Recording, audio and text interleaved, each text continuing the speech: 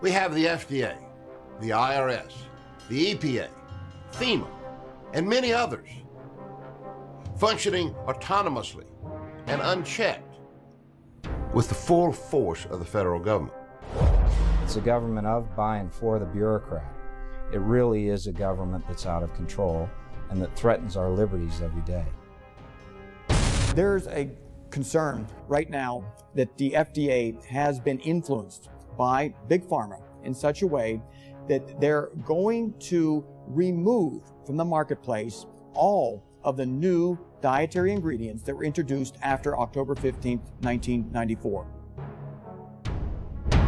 They've also tried to institute maximum dose levels so that dietary supplements sold above a certain dose level can only be available by prescription. The FDA uses its power to censor and disallow truthful claims about the value of nutritional supplements. The dietary supplement industry is under siege by the FDA. Drug lobbyists do not want the American public to have access to low-cost, totally safe nutritional supplements that compete with pharmaceuticals. The FDA uses Gestapo-like tactics when it decides to take action against a dietary supplement company or a food company. We have 100,000 armed federal agents, many of them working for the Food and Drug Administration, and we see that those agents are engaging in behaviors that are reprehensible. They started walking around, they drew their guns, and I'm like, why are you drawing guns? The raid on Rossum involved no less than 5 government agencies. In the past 3 years, there have been at least 8 government raids across the U.S. involving raw dairy. The U.S. Food Safety and Modernization Act would give the FDA more money to hire agents and begin arresting small organic gardeners, raw dairy farmers, people who provide food to local farmers markets. Are we going to be forced to consume GMOs and chemically laced food and milk with recombinant bovine growth hormone? Are we going to have to eat animals with antibiotics? And the answer is you already are. You could be violating laws you don't even know exist. We need to plan a march on FDA headquarters with a list of all our demands. Bureaucrats effectively taking control of the way in which we choose to manage our own health. The FDA is obviously following drug company instructions. And that's really the basic problem that we have here in America. If they implement all the power they already have, we will live in a food fascism world. It's almost guerrilla tactics. It's very threatening and coercive and intimidates. The process is broken and in bad need of repair, and the American public is at risk. The FDA is truly a rogue agency being run by rogues from industry, government, academia.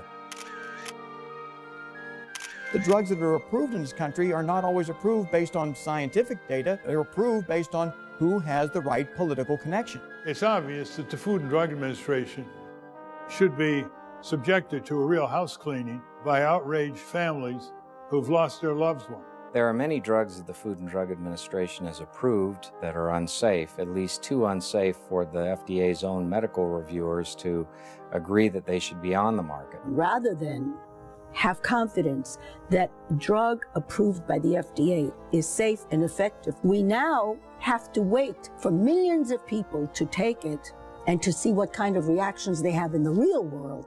Vioxx has killed at least 60,000 Americans. Increase in heart attack risk was over 500%.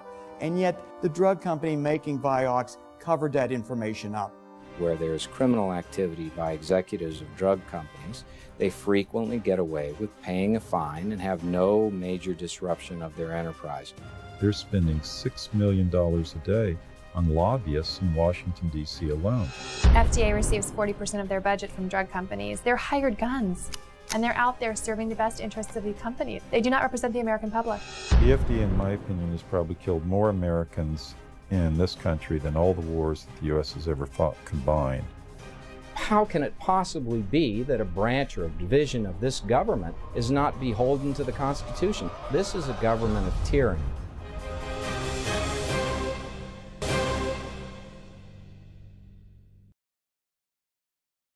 In the relationship between government-approved standardized medicine and all the other healing arts, we can see a pattern that goes back all the way.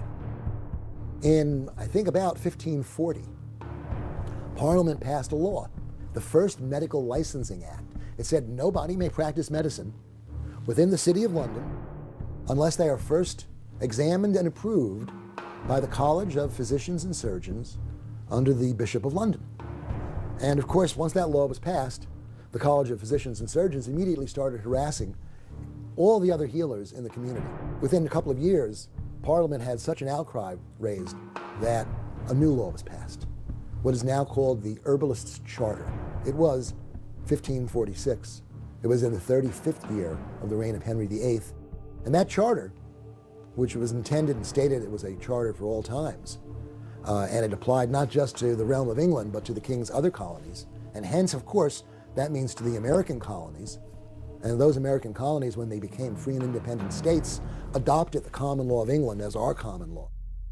All the common law of that time is part of our common law unless the legislature explicitly changes it. And so the Herbalist Charter, which reviews the history of the relationship between the physicians and the wise women and the herbalists and the others of its time that we would call alternative practitioners, or as I like to say, advanced healthcare practitioners. Healers understand the charter and understand that it's part of a very long tradition of healing within the community. And that tradition is one which we applaud and which we are humbled by. About 100 years ago, things were really beginning to change in the United States. We were changing from an agrarian economy to an industrial economy. Titans of industry really wanted to be able to control the world financial system as a whole. When the Rockefellers took over the allopathic medicine, there were many types of medical education in the United States. There were homeopathic doctors and there were naturopathic doctors who were using natural medicines to heal, and they were having very good outcomes. Once the Rockefellers took over the system, they closed down those other schools and they only promoted the sale of their drugs, they promoted surgery, and they promoted radiation. The Rockefellers were also in charge of the oil industry and the chemical industry, and they also made an alliance with a huge German concern called IG Farben, which was a big chemical industry in Germany. The Food and Drug Administration was started in the 1930s, and it was sold to the people of the United States as an agency that was going to protect its food and drug supply. And of course, in the early part of the century, people wrote about some of the terrible things that were happening with the meat packing industry and in the food industry in general. Patented drugs were being advertised all over. And then there were, nostrums were considered secret formulas. And there usually were proprietary formulas. So they got all these addictive drugs in there. And they weren't even listing them on the label. So people were taking heroin and cocaine, morphine and other types of opiates. And they weren't being told that they're even on the label. So they forced a labeling. There was a lot of mischief going on in the food industry, and the FDA was set up to correct that problem. They evolved into regulating drugs, medical devices, and at this point they regulate just about anything that goes into the human body. In the 1930s, 1938, the FDA became a monster. And from that point forward, it has grown by leaps and bounds until the 60s, when it acquired jurisdiction over both safety and efficacy of drugs. Then in 1938, they passed a law under Franklin Roosevelt defining a new drug, safe and effective for prevention, treatment, mitigation of disease, whatever. The FDA basically appointed itself as the experts. Senator Estes Kefauver sponsored an amendment that was passed, expanding the authority of the FDA to go beyond the safety of new drugs to the effectiveness of new drugs. And that was signed into law on October 10, 1962 by John Kennedy. At that point, the FDA was largely captive of industry. The FDA does no clinical testing of drugs itself. It relies entirely on submissions made to it by the drug companies. This would appear to the average person to be a gross conflict of interest, and in fact it is. There's a concern right now that the FDA has been influenced by Big Pharma in such a way that they're going to remove from the marketplace all of the new dietary ingredients that were introduced after October 15th, 1994. And regrettably, those are some of the most effective supplements that Americans are now taking. We're talking about resveratrol. We're talking about the ubiquinol form of coenzyme Q10. There have been substantial improvements made in the quality of dietary supplements. Drug companies are seeing this. They're seeing their profit margins threatened because people can go and use a dietary supplement in lieu of a prescription drug and perhaps get a better benefit with no risk of side effects. Recently, the FDA promulgated a thing called the New Dietary Ingredient Guidance. In the first decade of application of the New Dietary Ingredient Guidance, FDA took a rather conservative view of what a new dietary ingredient was. They would say, oh, well, if it was in the food supply and you can show that it's in the food supply, we will allow you to sell it and not prohibit you from selling it, and not require you to make a scientific submission.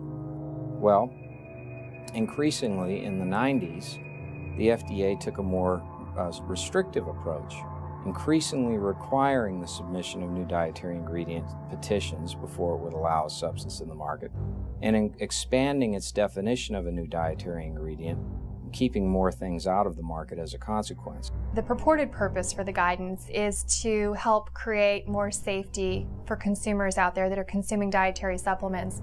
The interesting thing to note is that there have been 0 deaths from dietary supplements as long as the CDC has been keeping track. Supplements are very safe. They're based on food. Congress recognized the safety of supplements when they grandfathered all the supplements to date. In 1994, when they passed the Dietary Supplement Health and Education Act legislation that governs the regulation of supplements. Now, Congress did at that time say any new supplements that were to come into the marketplace would be required to notify FDA so that FDA could keep track of what was happening going forward. Well, 90% of the dietary supplement companies that now exist did not exist in 1994. And those that did exist, hardly any have records from 1994. But what the government is saying is, catch-22. Your product is grandfathered, but only if you can prove it. And it being on our published list isn't proof anymore. That's the sort of manipulation that we see coming out of the FDA. If the individuals working for the FDA were taking their jobs seriously, they would not do that. The FDA has issued a guidance that not only requires notification, it goes above and beyond by requiring basically a pre-approval system and puts in place something akin to a food additive program that requires such enormous barriers to entry, so to speak, that it will eventually, according to our analysis by law and economics professor Joanna Shepard-Bailey at Emory, it will result in a loss of almost 30,000 supplements to the American public. It would cost somewhere between $150,000 to $1.2 or $3 million per NDI submission. They've also said that an approval of an NDI, new dietary ingredient, for one company would not be transferable to any other company, even if it made the same product. As a consequence, they require every company that sells the very same product to submit a new dietary ingredient petition. So there are going to be literally blizzards, truckloads, train carloads of paper that manufacturers are going to be forced to file. They can't do it electronically with FDA. Oh, and by the way, just because they file it, do they get to use it? No. This idea of notifying FDA has been perverted into an approval process. And they did all this on purpose. It ain't making the product safer. They were safe to begin with. All they did is, it's just pure harassment, economic harassment against the dietary supplement industry. The only purpose of that is to try to push them out of business just to make room for a total monopoly of patented drugs. The American public will be at the total mercy of the pharmaceutical industry. If they want a drug that will inhibit certain cancer processes like curcumin does, they'll have to rely, unfortunately, not on a natural, low-cost, safe compound like curcumin. They'll have to go with an expensive pharmaceutical.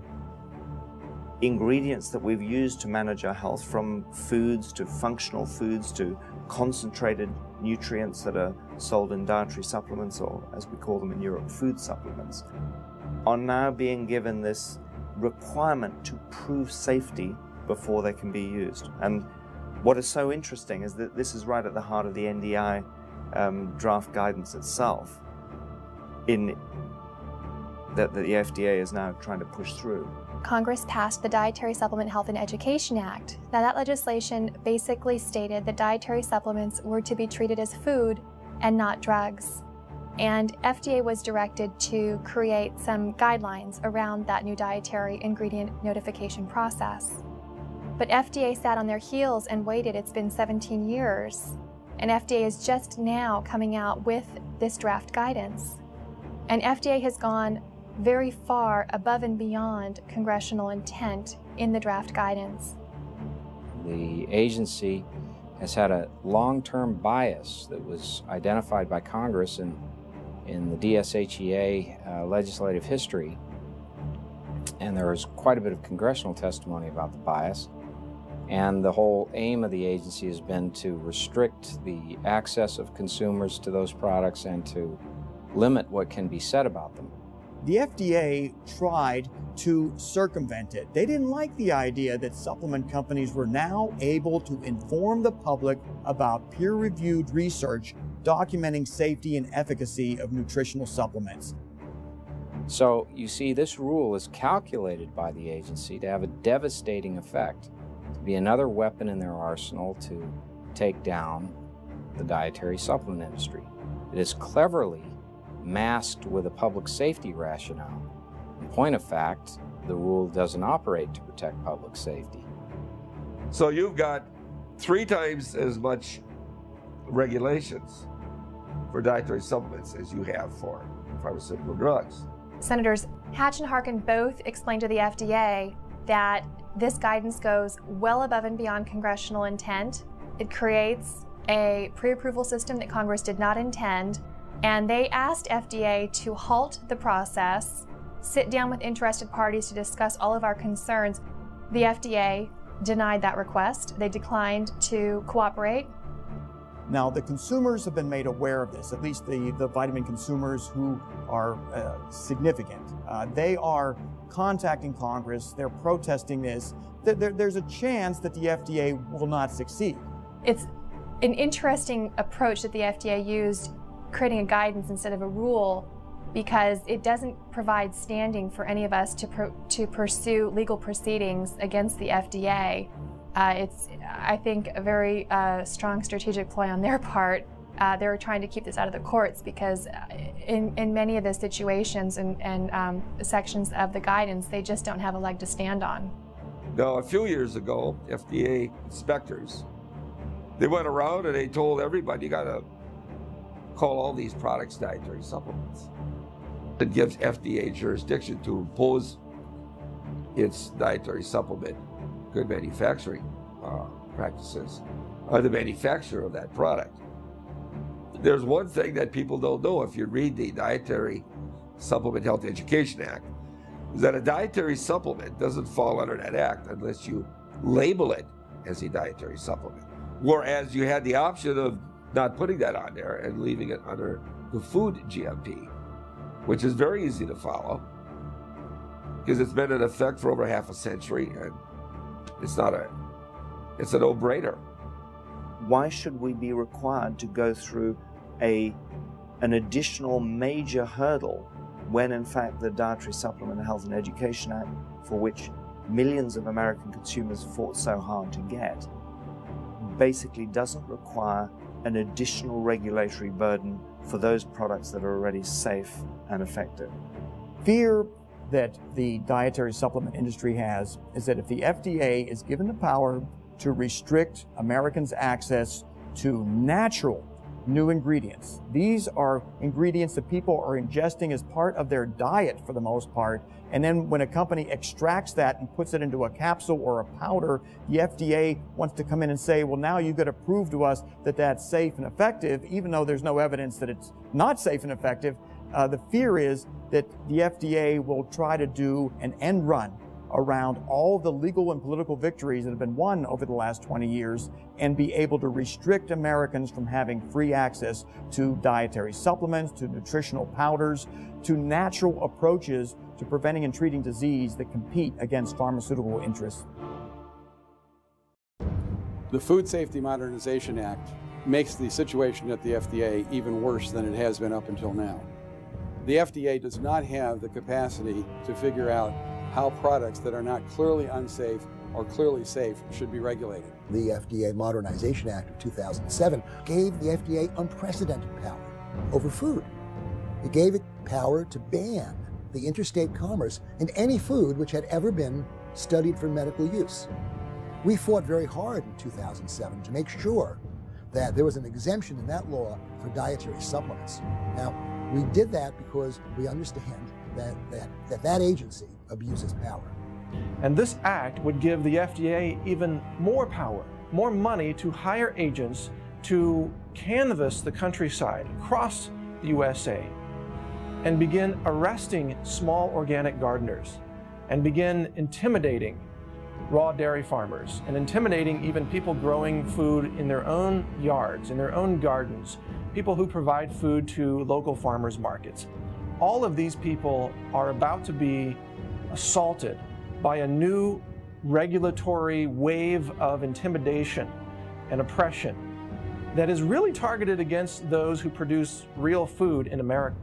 The idea that we would treat something that's essential as if it were harmful and require that it have all the kinds of double-blind, placebo-controlled studies that underlie drug testing is designed to undermine the health of the public, to remove choice from the individual consumer, and to take responsibility away from us for taking care of our own health.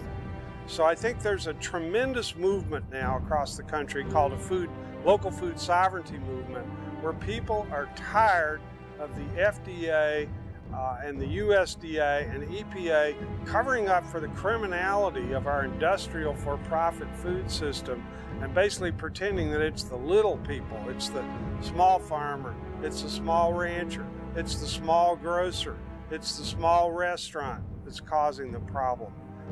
And what they're going to do with that authority is what they've done with all the authority they've had up until now. And that is to argue that every product that comes on the market should be assumed to be an unsafe product until the people manufacturing that product prove that the product is in fact safe. That's a good standard for something that's intrinsically harmful, like a drug or even a food additive. It is not a good standard for products such as herbs and nutrients, which are intrinsically benign and which are products that have been used for thousands of years and are essential for our health.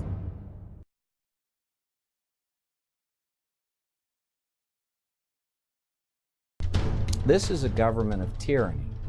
It is a government where the parties that under the Constitution are supposed to have, the branches of the government, that are supposed to have exclusive legislative, executive, and judicial power, have delegated those powers to unelected individuals who are not restricted in their actions by any serious limitation in statutory law or the Constitution itself.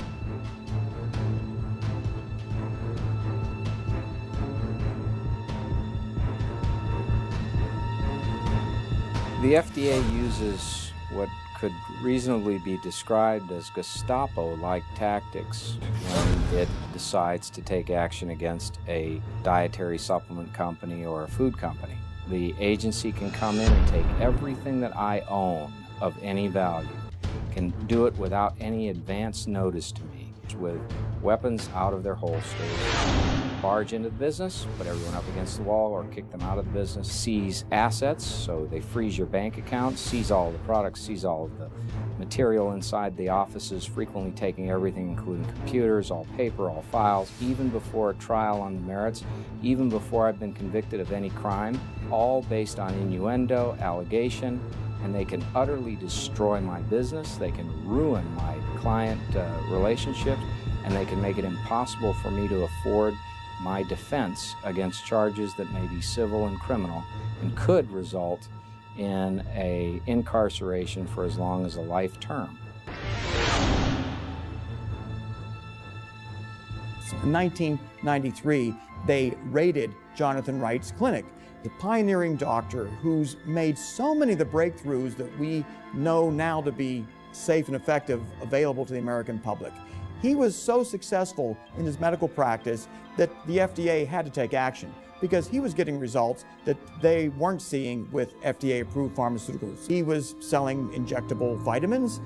He had a number of different compounds that simply weren't in the FDA's approval directory, and they shut him down for a period of time.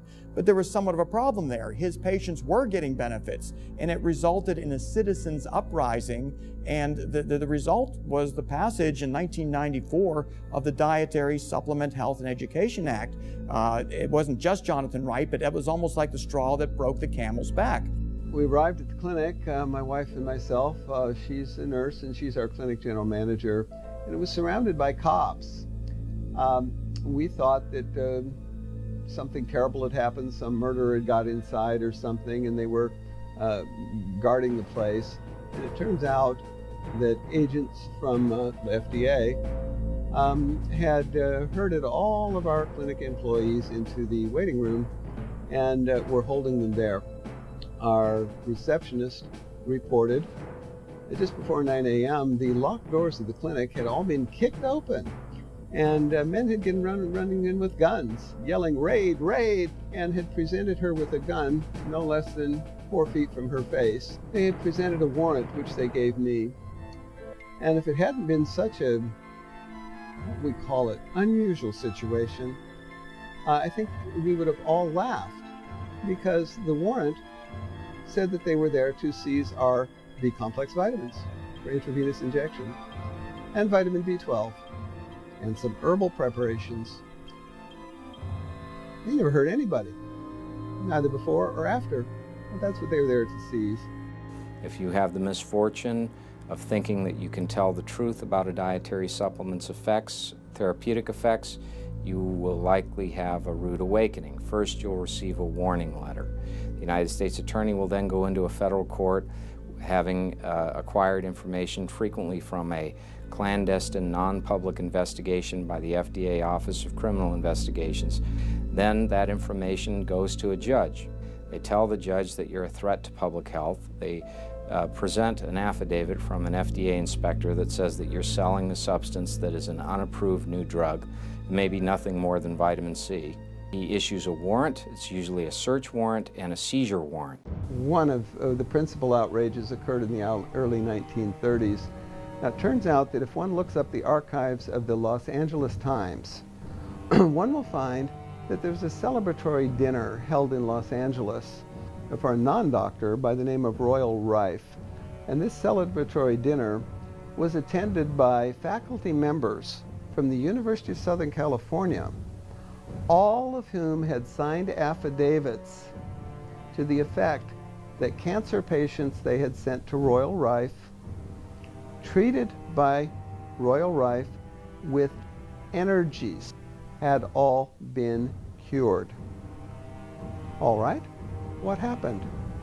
Why is cancer such a problem now if Royal Rife could cure it? A lawsuit was instituted against Mr. Rife. The lawsuit dragged on. Oh, and his place that manufactured his equipment mysteriously burned down. In 2008, they had a very long inspection at my office, and that was, it lasted like 3.5 days. This is a small office here, right here in West Dallas. And I made a few products there, some herbal extracts. I made a colon formula called Perfect Colon Formula, another product called LeBeau's Cold and Flu Formula. I provided information in there on the benefits of the various ingredients in the formula. So I did, like I have been doing since 1994, I did research at the National Library of Medicine to see what the health benefits were. The U.S. attorney then said, well, if you, small fine, no jail time, $100 maybe. And I said, I'll think about it. And then I decided to close the business down because I decided there's no point staying in business if you can't tell people how products prevent disease. You see, the FDA shuts down all speech prior restriction regarding nutritional supplements, unless the FDA gives permission for such speech. It's incredible. This blanket restriction of speech is clearly a violation of the First Amendment guaranteeing free speech. Let's talk about the cherry growers. A group of cherry growers had a website, and on that website there was a link. It was to Harvard's website and their research on the benefits of cherries in terms of treating gout, I believe. So FDA looked at that website. There were no health claims on that website, but it linked to another website that discussed scientific peer-reviewed research, and FDA determined that that was sufficient to be making an illegal health claim.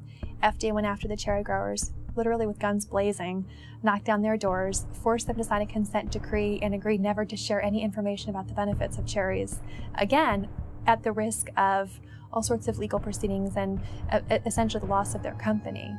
When it wants to censor someone from speaking out about cancer, or when it wants to exterminate a company that is providing nutritional supplements to the marketplace, the FDA will stop at nothing. It will violate laws, it will violate civil rights, it will violate due process, it will commit international crimes. I didn't realize until it was carefully explained that the FDA was a criminal. Let me say that again. The FDA was a criminal organization. The FDA routinely violates the Administrative Procedure Act. Now, this is a law. It was meant to protect citizens from businesses from arbitrary and capricious regulatory activity.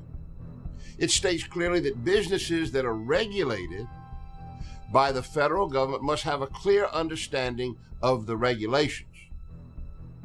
And more importantly, the regulations cannot be arbitrary and capricious. The FDA asserts that it would approve all claims presented to them that met the FDA's, quote, standard of scientific agreement. Yet nowhere in any FDA writings whatsoever was significant scientific agreement ever defined. Does that mean 10 studies in the American scientific literature? 15 studies in the worldwide literature? If the FDA cannot or will not define significant scientific agreement, then all of the regulatory actions are arbitrary and capricious. And that is against the law.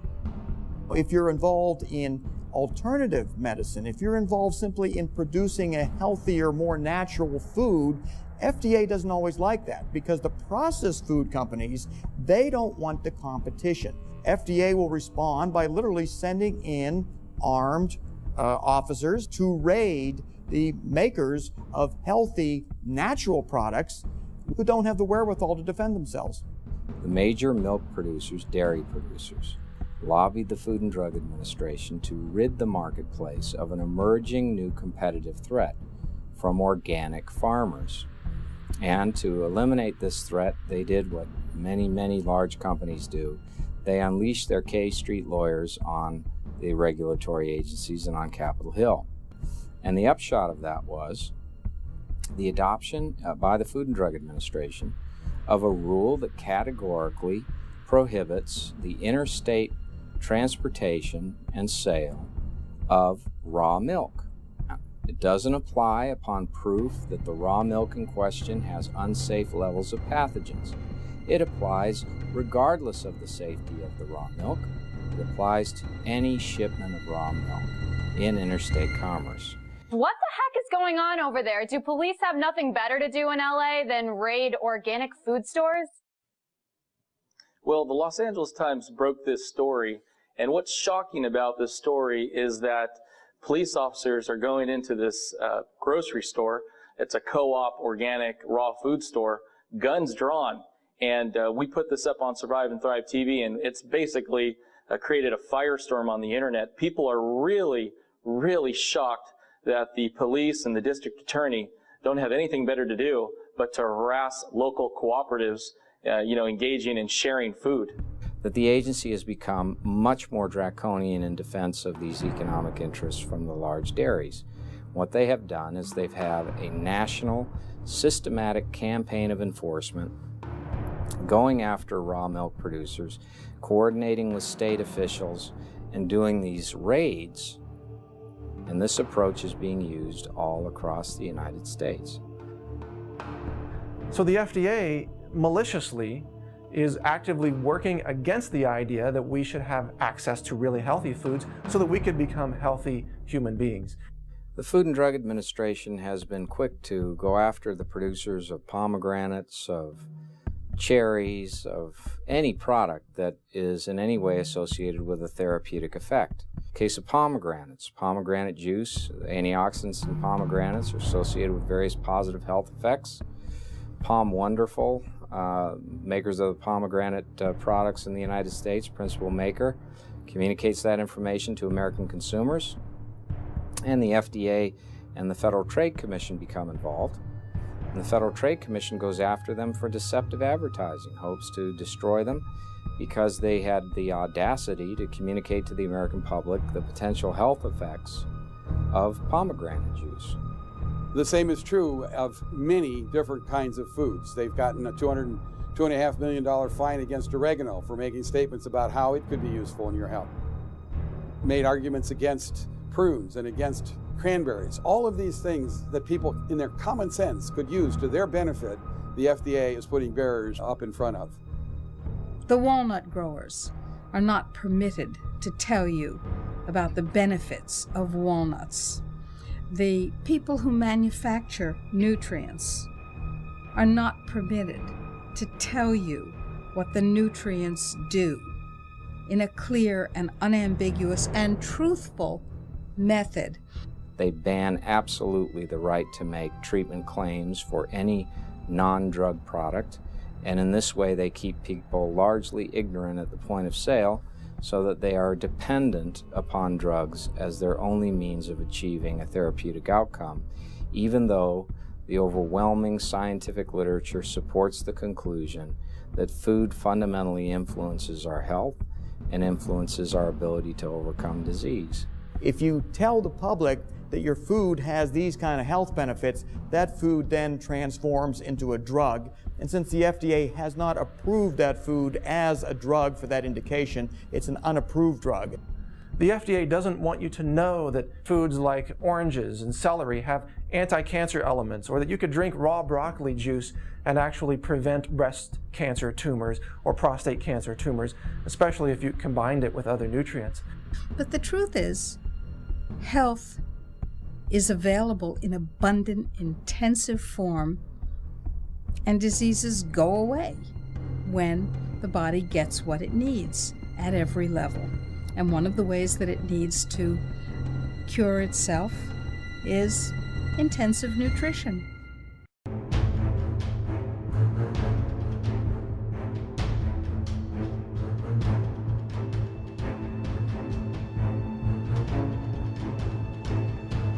Health and food freedom and justice are not just local issues and national issues, they're truly international issues. We are facing challenges locally, nationally, and worldwide to our health and food freedom. We need to understand where the challenges are coming from. And they're coming from the same sources. And so we have on the international level, for example, Codex Alimentarius. That's Latin for the World Food Code. The World Food Code arose originally from the Napoleonic Code, for the part of it that dealt with food trade. Codex Alimentarius was created in the early 1960s by the United Nations. The stimulus was generated by a man named Fritz Termeer. Fritz Termeer had been the head of IG Farben The directors of IG Farben went to jail after the Germans lost World War II for crimes against humanity. Fritz Termeer, for example, created Auschwitz, both the death camp and the slave labor camp. Fritz Termeer was involved in the selling of humans for vile experiments and in a variety of unthinkable, inhuman activities. Fritz Termeer, after he was released from prison, called together pharmaceutical executives whom he had worked with, and they asked the United Nations to take over the world's food supply as a way of moving their world domination agenda forward. The United Nations said, "What a good idea." Codex's mandate is to promote world food trade and promote safety of that food. Oftentimes, what is written in the law books and what's really happening are not the same. Instead, we have an agency which is now controlled by the worst of the crony corporatist interests. The worst case scenario for Codex Alimentarius, if it were to be implemented in the United States, would be for the almost complete suppression of vitamin mineral supplements in this country. That is, all of the high potency, all of the great variety of dietary supplements that we see would be no longer on the market. Instead, what you would see is just more low potency vitamins, Fred Flintstone kind of vitamins, nothing that would really help a person. In terms of the FDA's involvement, is what are they doing on the international stage? And of course, within the food environment, the Codex Alimentarius, the International Food Code, is basically the particular forum that the FDA gets its chance to have input into systems that govern the way in which food will be controlled and the trade in food will be managed and how the consumers of foods will be protected. What has interested me over the years in attending Codex meetings is the FDA is one of the major controllers of policy.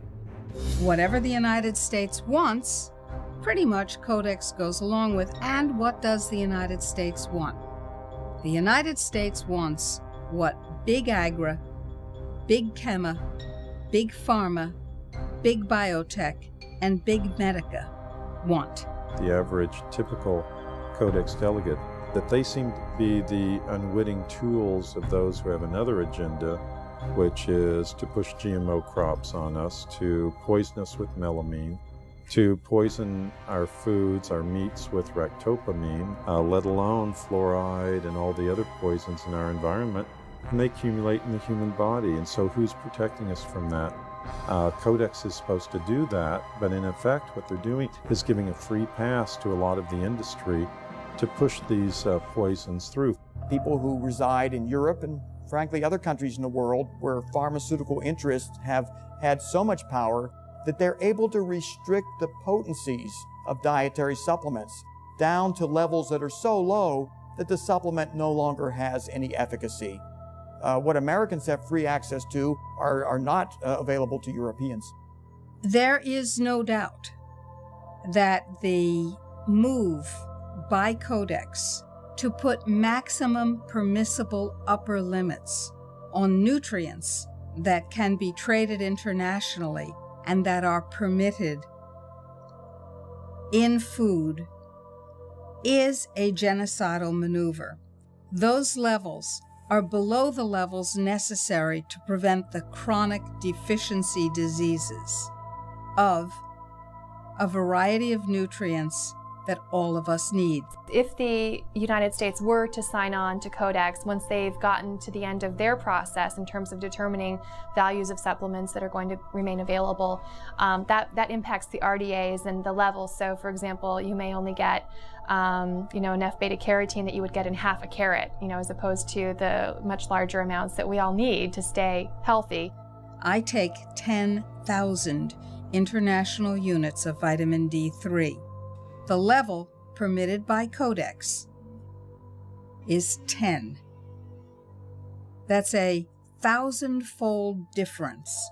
If I believe that my body requires 10,000 international units of vitamin D3, as suggested strongly by numerous research studies. Why should I not be permitted to have that information?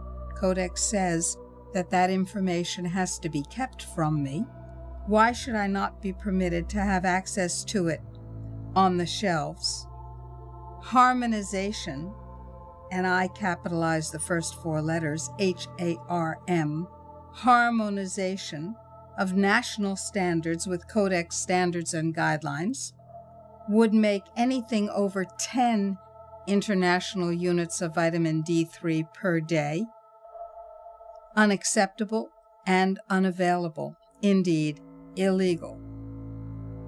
Daily reference amounts can very easily turn into upper limits in dietary supplements, and we see that threat.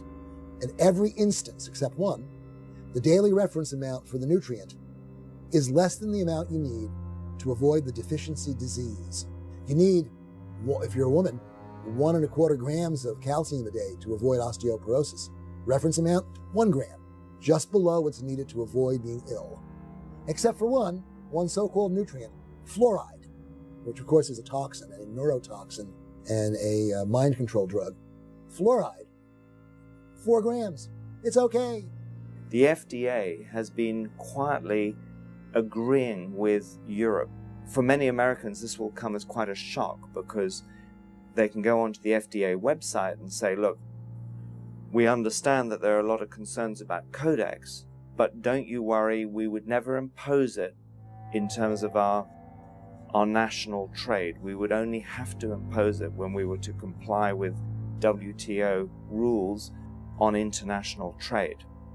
Now, the United States government declared in the Federal Register on October 11th, 1994, that it would harmonize with international standards, even those not yet promulgated. So Codex, even if it hadn't finished its work, would become the standard for all standards in the United States. Codex itself, the Codex Alimentarius Commission, in its own strategic planning statement, they put out these booklets, and they've had 2 or 3 versions by now. They even mention that Codex, multiple times they mention that Codex will be applied at the national and international level. And then you combine this with what the FDA itself has said, where in its own federal regulation, it is indicated some years ago that it intends to harmonize American law to that of Codex, that of international law. And we believe that if the US had technical and ideological problems with what the Europeans were doing, they would have been opposing it. But they're not. And what then becomes even more interesting is to say, well, where is the collusion occurring? In the same way that government agencies have been captured by special interest groups because they have the most to gain from it, Codex Alimentarius, at least certain elements of it, have been captured by pharmaceutical interests. And what they've done and how they started is quite a tale, because what they've done is they realized early on, especially once the WTO came into effect in 1994, they realized that there were enforcement powers processes. That is, that once the Codex guidelines and standards were established, by capturing and directing and controlling the efforts of Codex, then they could have their agenda put in force, and their agenda being the suppression of natural alternatives that would compete with them. Because what do when they're faced with competition? They either beat it in the marketplace, or they do what the time-honored tradition is. You run to the government and you get laws and monopolistic rules and regulations passed that will enable them to put their competition out of business. So what's the best way here? Grab the global agency. And the global agency in this case is Codex Alimentarius Commission. From a Codex point of view, you've got to understand that the FDA is not being an ally to the American people. It's not speaking a language that is in any way in support of the dietary supplement industry or the practice of natural medicine. So we have a situation where we are faced with this irrational power to abuse our lives, and we have a choice. We can stand our ground, we can knuckle under it. Constant public pushback is needed to make sure that the United States does not harmonize with Codex restrictions. There is what we call the Codex two-step, which Jim Turner, president of Citizens for Health, and myself developed, where we reading the Codex rules very carefully. It's clear how they're enforced. They're not enforced by Codex. No, they're enforced by the World Trade Organization. If you violate Codex rules, you may find yourself at the end of a trade sanction. You have various treaties that the United States is a signatory to, including, but not limited to, the sanitary, phytosanitary agreements, the SPS agreements, technical barriers to trade agreement, the Central American Free Trade Agreement, the North American Free Trade Agreement. And you look at that and you see that we are increasingly tied in by this interwoven, interlocking web of treaties and executory agreements, handshakes and the like, that we won't be able to avoid even with DSHEA. And primarily as well, there is this overwhelming sense of international harmonization, and there will just be the sheer psychological force and effect of forcing us to conform with the way the rest of the world is headed. That's a problem, and that's something that we face, and that's the response to these people who say nothing's going to happen here.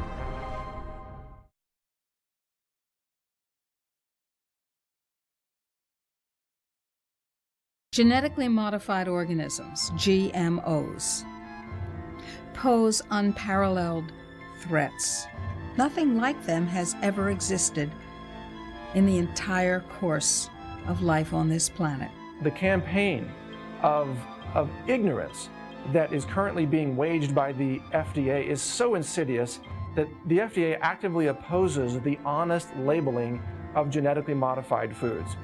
Every single independent study conducted on the impact of genetically modified food shows that it damages organs, it causes infertility, it causes immune system failure, it causes holes in the GI tract, it causes multiple organ system failure when it's eaten, it causes a variety of changes, some of which we can't even guess at, as new proteins are coded for by the altered DNA that we've never seen before. We are playing with genetic fire. The FDA came out with its infamous policy stating that genetically engineered foods are substantially equivalent to non-genetically engineered foods. The person in charge of labeling policy at that time was Michael Taylor, who had previously worked as an attorney and lobbyist for Monsanto.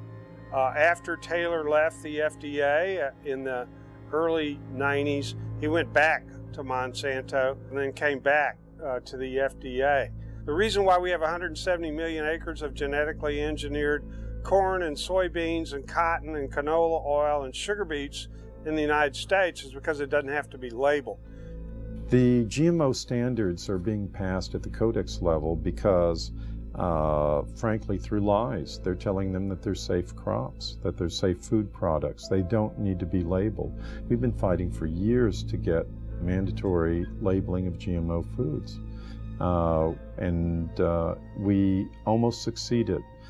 But what happened is, at the last Codex meeting in Geneva, is that the U.S. tried to force this issue and actually called for a vote of this issue, and they lost. They actually lost because they wanted to use it as a bargaining chip for WTO, World Trade Organization, trade dispute to ram GMO foods down the mouths of the European Union, China, and Russia, and they lost. The FDA position at the Codex Commission level have always been that these two products are substantially equivalent, that is GMO foods and non-GMO foods. And they argue that they're inherently safe. And as such, they don't need to be labeled. In fact, the FDA has argued at Codex meetings that the average consumer is too ignorant to recognize the difference between a GMO labeled food and a non-GMO labeled food, and they'd make the wrong choice. And that's their stated reason for opposing GMO labeling. For one example of many, in 2001, a small California biotech company called Epicite patented a product, patented a gene, which causes both men and women who eat it, in the form of any product, to produce antibodies to sperm. If the men eat the Epicite gene, they produce antibodies to their own sperm, rendering them irreversibly sterile. If women eat the Epicite gene, when they have intercourse, their bodies produce antibodies to the sperm that has been deposited, and they become infertile through the destruction of the sperm. Now, DuPont and Monsanto formed a joint venture, purchased the Epicite firm, and, quote, commercialized the Epicite gene. Do you want to know if the food that you're eating contains the Epicite gene? Sure you do. How about the food that your children are eating, or your grandchildren? Sure you do. But the FDA, the Fraud and Death Administration, has made sure that under current laws, it is illegal for you to have that information.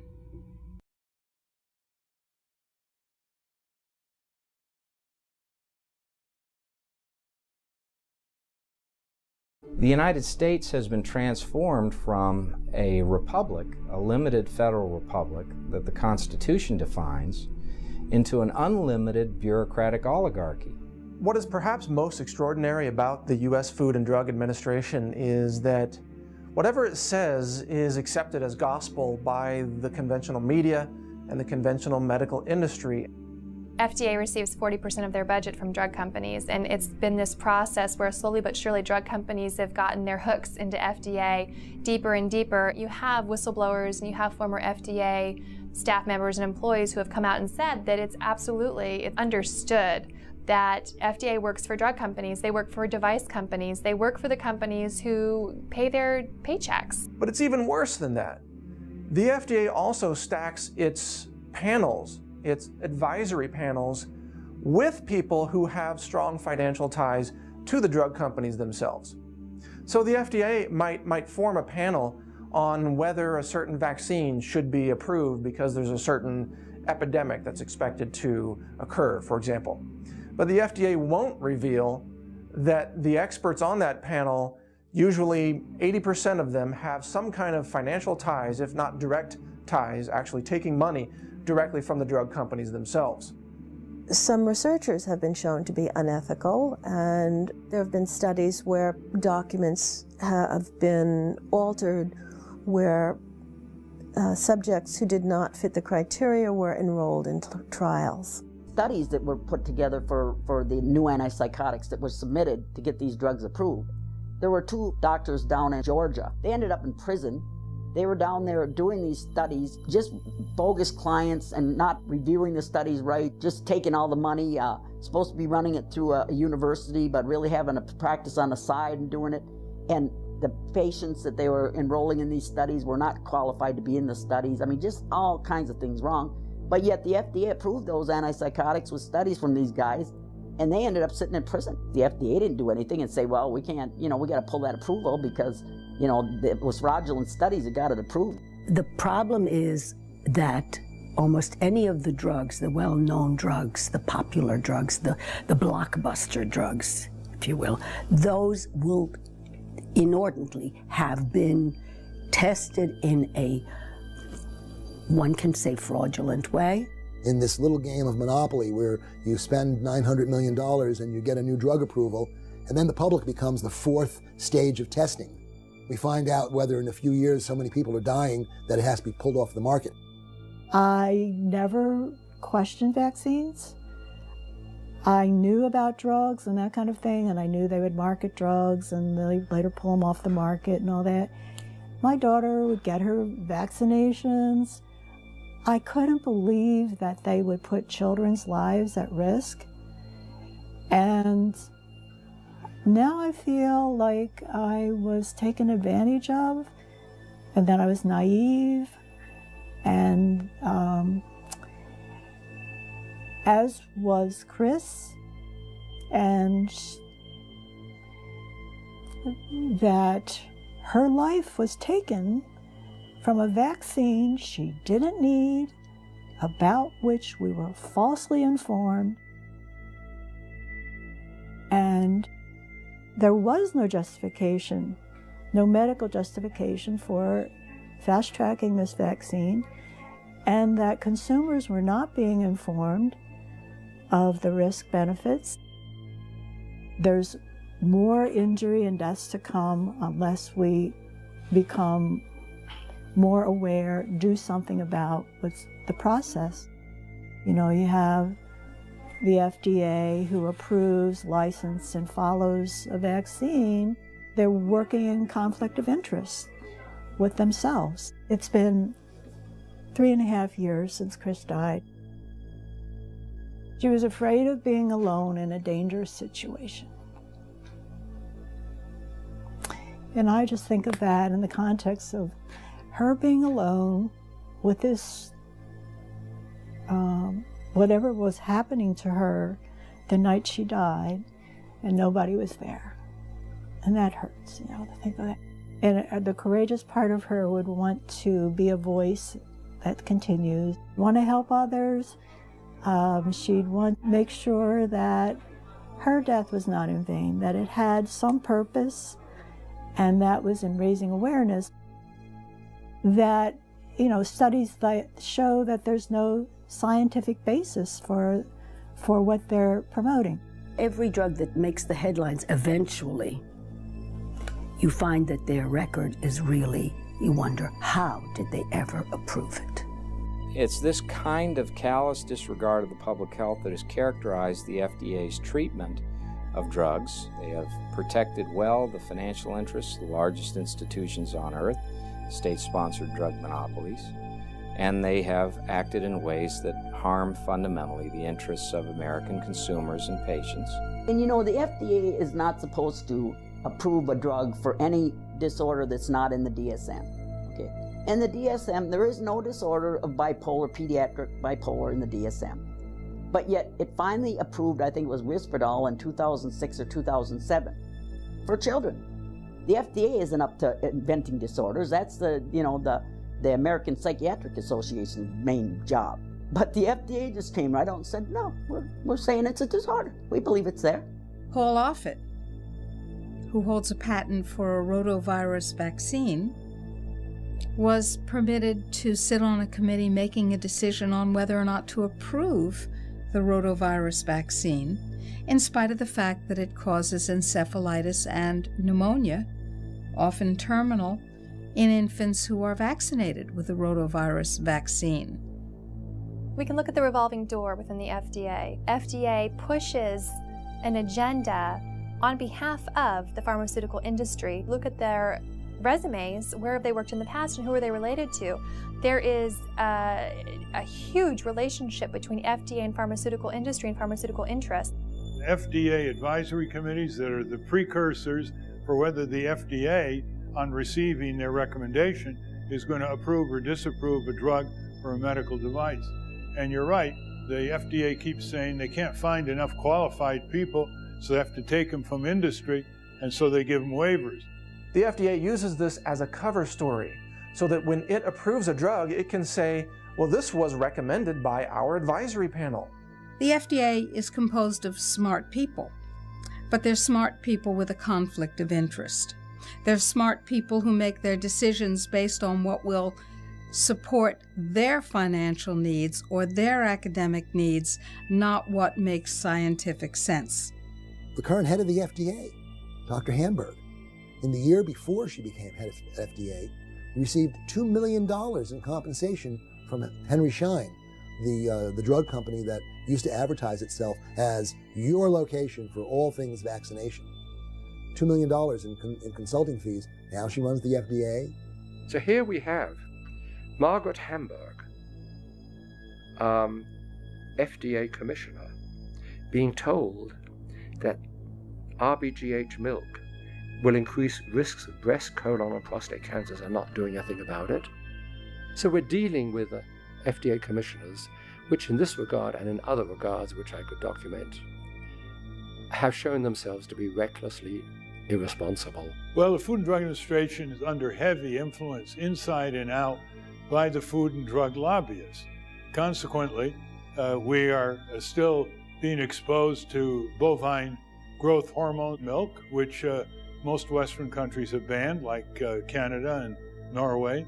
And we still have hormones and antibiotics in our meat products, which are at such risk that they're not able to be exported to a lot of countries that ban them. The FDA has removed all liability from vaccine manufacturers and participated in a vast conspiracy against humanity by covering up the damage that vaccines cause, by covering up the damage of GMOs, by covering up the damage that pesticides and herbicides and irradiation and all the other approved techniques and technologies that the FDA so happily endorses will cause. The biggest obstacle that we at the Government Accountability Project face is an internal environment at the FDA, which can be summed up in one word: terror.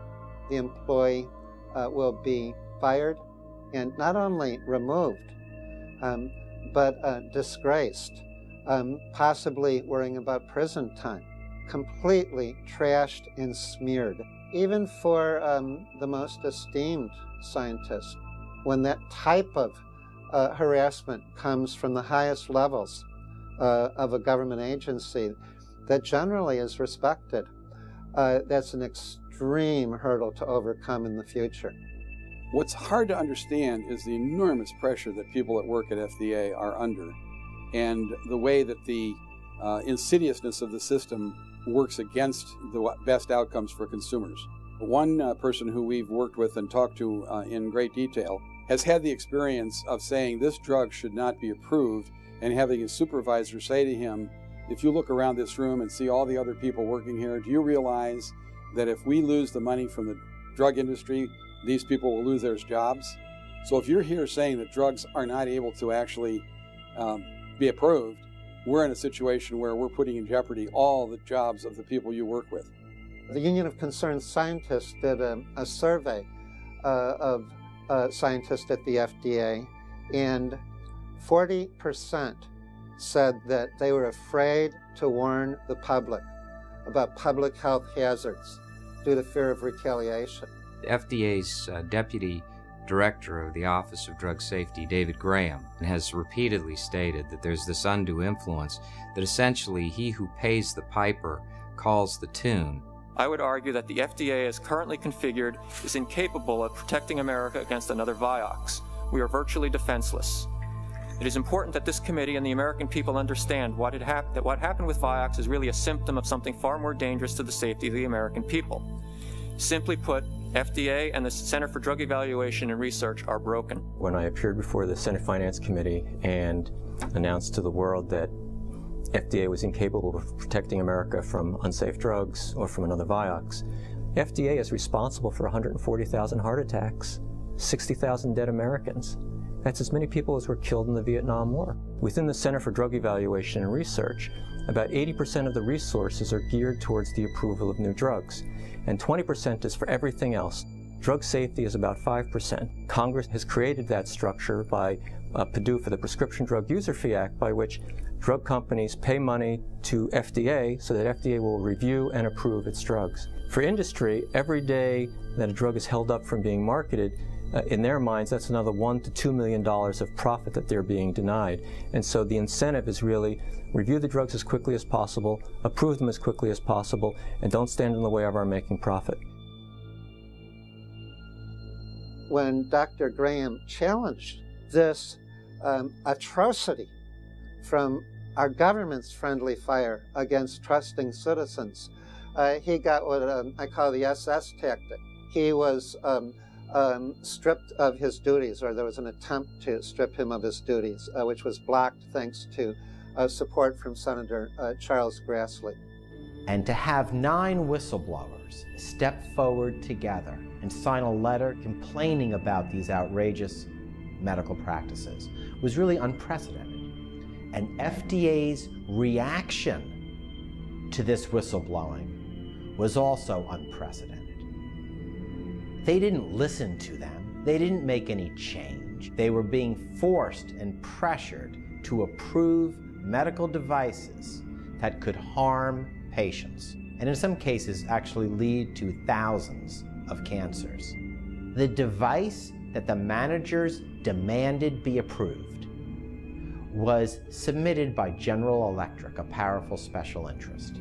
I was fired for sending emails from my private account with the sole basis of my removal. I was sending that information to Congress, to Office of Special Counsel. We also sent personally several emails to Commissioner Hamburg. She did not respond. I believe there is too much politics and not enough of science. People are going to be hurt because of negligence that is ongoing. The entire regulatory process is premised on scientists and doctors and other professionals doing an honest look at these devices, the drugs, the vaccines, all of the medical tools that the FDA has to approve. It's predicated on honest and independent medical assessment. And if you corrupt that process through pressure, through overriding legitimate medical concerns, and ultimately by firing doctors and scientists who raise alternative and raise medical issues, the process is broken and in bad need of repair, and the American public is at risk.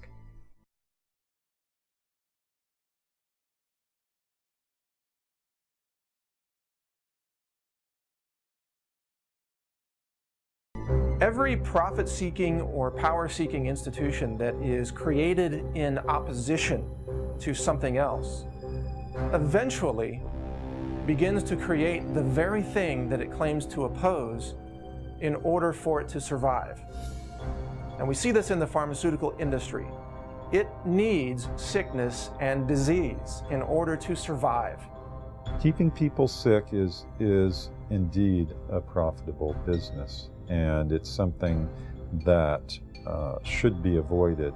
But to my mind, it's not the problem isn't that it's the for-profit part. The problem is that it's a monopolistic control by the pharmaceutical industry through their sidekicks in the government, what I would call a fatal embrace. I think the time is coming when Congress is going to have to hear the voice of practitioners and researchers who are pointing out other ways of dealing with health issues other than by writing yet another prescription. Because the fact of the matter is, most of the conditions we're dealing with today, whether it's diabetes or high blood pressure or cancer, high cholesterol levels, these are things where there isn't a single pill that's going to solve the problem. We put a person on pills not for 2 weeks to knock out a pneumonia. We put them on drugs for life to control their cholesterol or control their blood pressure. And it's a gold mine for the drug industry and a rather poor bargain for the patient. The drug companies are in the business of making money. They're not in the business of healing people. So they look at that drug in terms of a product that's going to bring them profit. And if certain people are harmed, that is just the cost of doing business. I can be an executive of a Fortune 500 drug company, and I can acquire FDA approval for an agent that may kill people. I can know that there are going to be a certain number of people who will die from this drug. I can introduce it into the market, have those people die. I can never have to answer personally for that decision, even if I violate federal law, even if I commit fraud, even if I violate the rules of the agency. I can still count on the FDA not to hurt my company. I can still count on the FDA to accept a small pittance of the profits that I make from my products in order to continue to do business. Unlike any other industry in the United States, Pharmaceutical companies can literally get away with murder. Pharmaceutical companies maintain control of the data collected in the clinical trials. They conceal the harm by not publishing the cases where there were bad events, whether it's deaths or heart attacks. Whatever is an adverse event, which means a risk for anyone taking the drug, they cover it up as if it didn't happen. They don't publish it. So what has happened over the last several decades is that the pharmaceutical industry in particular has become the #1 cause of disease and death in America by poisoning people, essentially, with its toxic chemicals, by weakening people's immune systems and weakening their liver, weakening their neurological functions so that they become future revenue-generating patients. About half of all of the drugs that are approved for public distribution are quietly recalled within about 5 years because they're too dangerous. Vioxx has killed at least 60,000 Americans. It caused about 130,000 excess cases of heart attack and strokes. It's one of the most lethal drugs ever approved because it was used by so many people. The FDA commissioner, looking at his medical reviewers, refused to remove that drug from the market. Then FDA Commissioner Lester Crawford stood by Merck and defended that drug. He also believed that the drug was appropriate for use in pediatric rheumatoid arthritis patients. So he approved it for kids. The total sales of Vioxx over its period of time it was allowed on the market was over $11 billion. And they had to pay the federal government a $950 million fine. They've paid out about $4 billion in settlements to the victims of Vioxx. But the company is way ahead of the game in their fraudulent marketing of Vioxx. There are many other drugs that can fall into the category of unsafe drugs that have been approved. Bextra, for example, had heart toxicity risks and ultimately was removed from the market because of those risks, but for many, many years, the FDA kept it on the market. The company making Bextra, again, covered up the lethal dangers, and they promoted it for uses that it never should have been used for, such as post-surgical pain relief. Statin drugs have been approved despite the fact that at the time the FDA convened its medical panel, review panel on the statin drugs, the panel at first refused to approve the drug, while the unfortunate reality of the drugs is that they block production of an essential energy enzyme, coenzyme Q10, which can lead to heart failure. So here we have again a situation where a drug has been approved to lower your risk of heart abnormalities that in the end can contribute to heart fatalities. Katic. It is a drug used as an antibiotic. There's plenty of other antibiotics out there, but Katic, that one caused severe liver damage. FDA had a hint that there was liver damage before the approval, but they approved it anyway. What's really frightening is the clinical study that was done to validate the safety of Katic never occurred. It was done at a clinical research facility that was closed at the time that the alleged study was conducted. But Katic did get approved, and as a result, it killed a lot of people, destroyed their livers, necessitated liver transplants, thereby ruining people's lives. It was something that never should have been allowed on the market, eventually was withdrawn, but it never should have been approved in the first place. There's one drug, tracelol. Tracelol was used during heart surgery to prevent some bleeding, to control bleeding. And when they finally found that tracelol killed about 1,000 people per month, the drug company actually went to a very famous Harvard professor and tried to drown him in money to schmooze things over. Well, the man was so disgusted with that approach, he went public, and tracelol was taken off the market all over the world. But guess what? Only in the US, the FDA issued a warning. Well, how could we interfere with drug company profits? Tracelol's withdrawal was delayed for 2 years because the company did everything possible to keep it on the market. They were charging $1,000 per injection. They wanted as many people to be on this drug for as long as possible so they could continue making outrageous profits. Most of these really terrible drugs are prescribed chronically. They're tested 6 weeks, but they're taken year after year, and that's buildup. When a drug has toxicity, it builds up. Diabetes doesn't happen overnight, although it is frightening the fast speed at which children become diabetic from antipsychotics.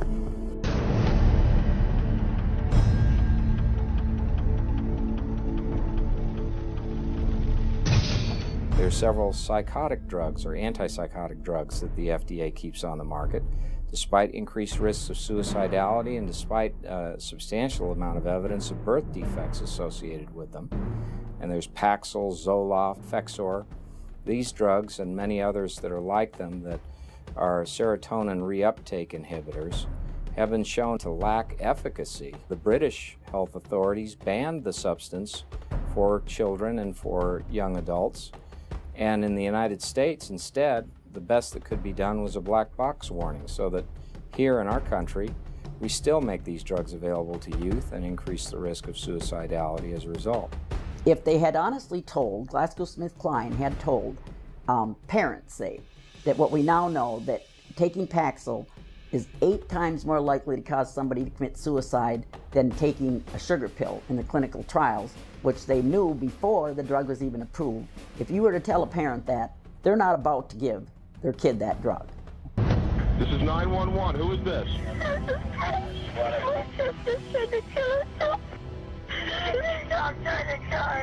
Where is your sister? What is she trying to do? Take pills?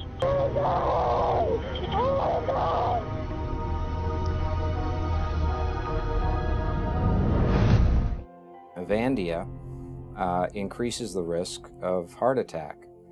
And as a general heart toxin, it has been condemned in the peer-reviewed scientific literature. Despite that fact, FDA's own scientific review panel held it to be a heart toxin.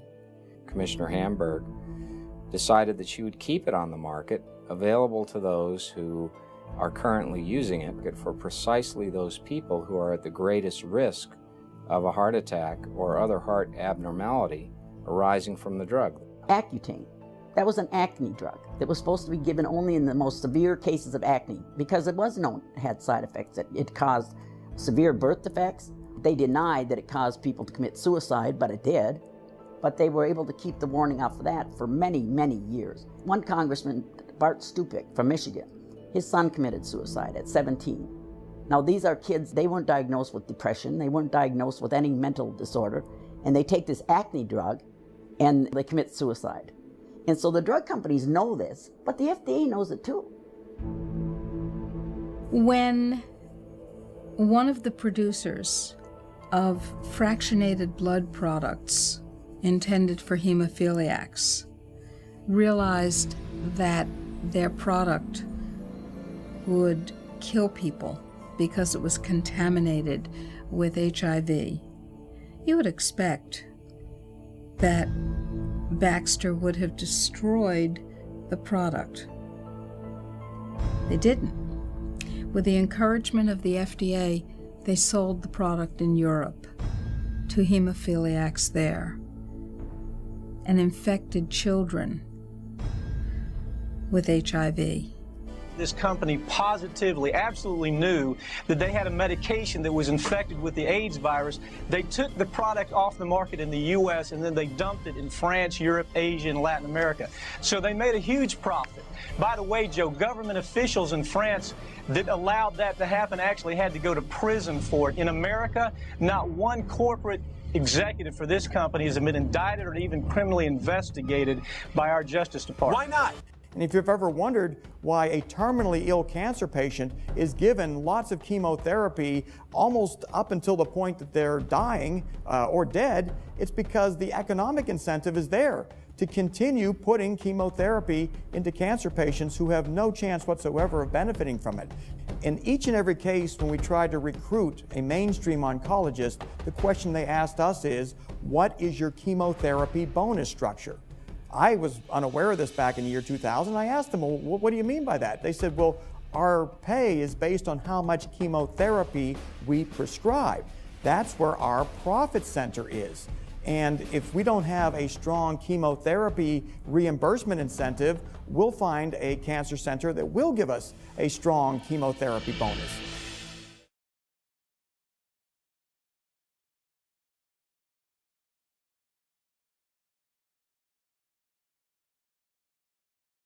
Nine-tenths of all laws made by the United States are not the product of those we elect who work here, but the product of those who inhabit the Independent Regulatory Commission, who are unelected, unaccountable to the courts, the Congress, the American people. It's interesting that in the Declaration of Independence, they listed the acts of tyranny by King George III.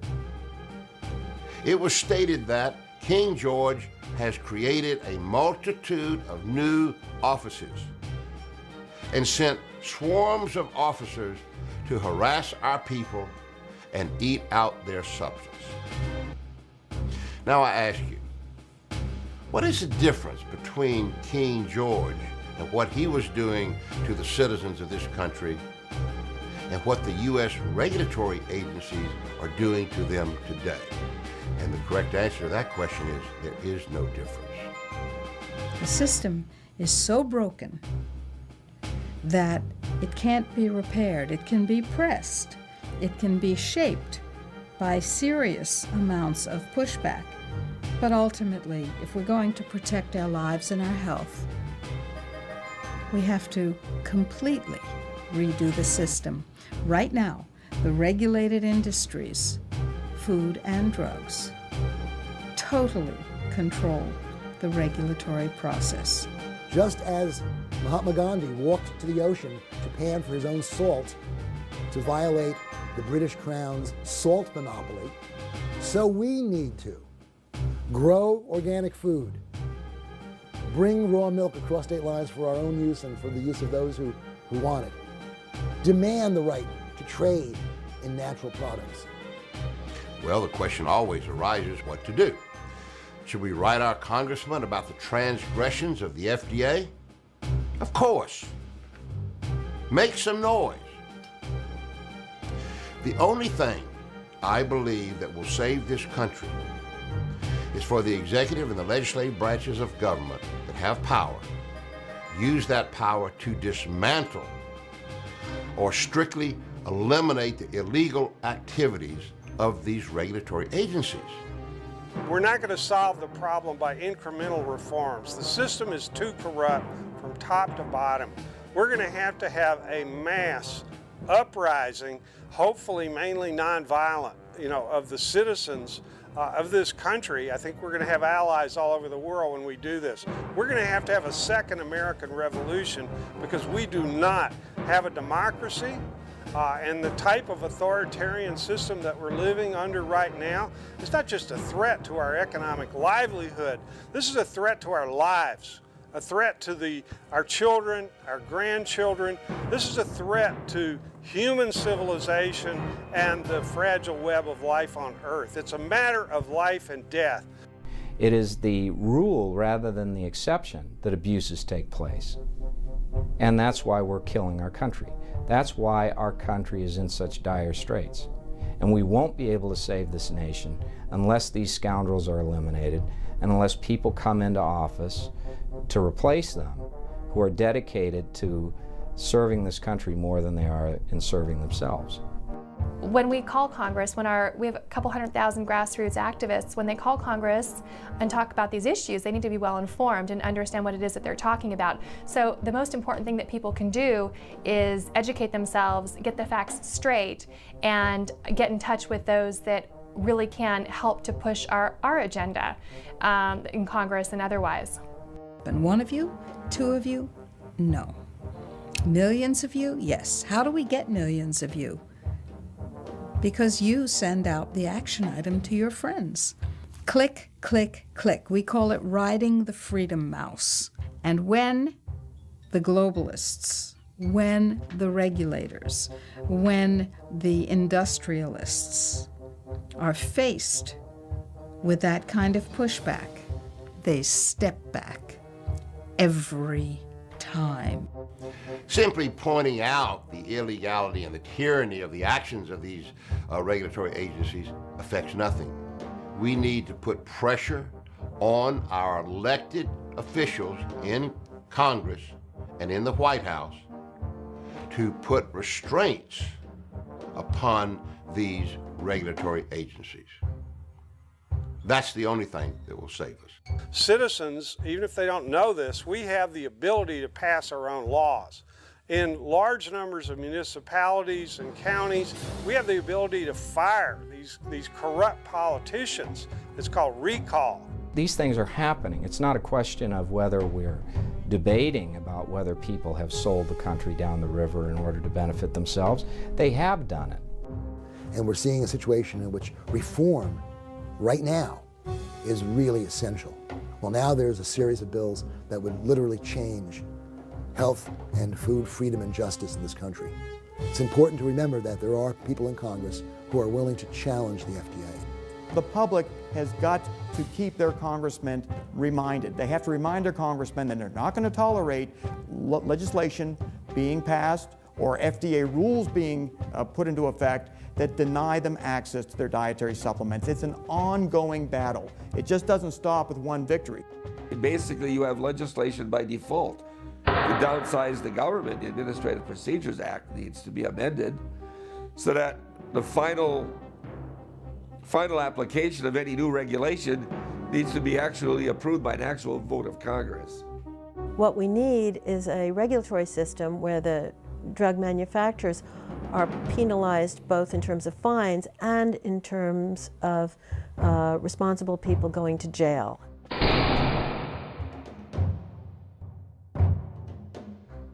We actually take these executives from drug companies to court. We actually require that new drugs are more effective than older drugs. And when we have some nutritional factors that play a key role in the prevention of diseases, that government should step in and finance research. The movement needs to get better organized. The FDA, they got teams. They're organized, they got all this information, and everyone else is disorganized because they're isolated here and there, and they don't communicate. There's no central battle to plan a counterattack against this. We're going to have a second revolution down the road, but we need to start getting organized and very strategic about it right now. Two sectors of the movement need to come together. One of them is the alternative health sector, the people who see very closely how Big Pharma and the FDA are a serious threat to public health, to our survival. And the others are it's the movement for alternative food and farming. Once we come together, we have millions of people. We have the capacity to enact our own laws. We have the capacity, if we need to raise millions of dollars in statewide campaigns. Consumers have to let their voice be heard so that the hundreds of billions of dollars that the drug companies earn every single year does not allow them to perpetuate a monopoly on the healthcare system. I'm a lawyer, I'm used to the courtroom, and to be able to win a case because thousands of people lend and show public support is just one of the best feelings. I mean, that is making this system work, and we need help. We all need to come together and increase our ranks because we really need to build an army. Just going to Congress, we're not even getting results. We need to confront our oppressors directly and then get the attention of the national news media. But, this has to be well organized. When we think carefully and when we stand their process on its head and use it to our advantage, we prevail.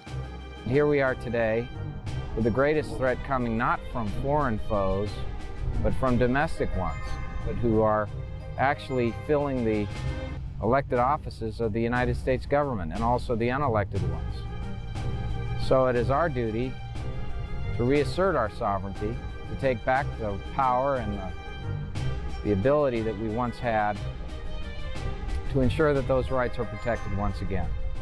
Our country was founded to protect the Constitution and the Bill of Rights. They didn't give them the mechanism to where a president and a Congress can merely pass a law that is more powerful than the Bill of Rights or the Constitution? No. They said you had to jump through hoops. You have to amend the Constitution to change it, which we all know is probably a 10-year process at the most. They wanted to make it difficult to do that. And yet we blindly now are passing laws that render the Constitution and the Bill of Rights worthless documents.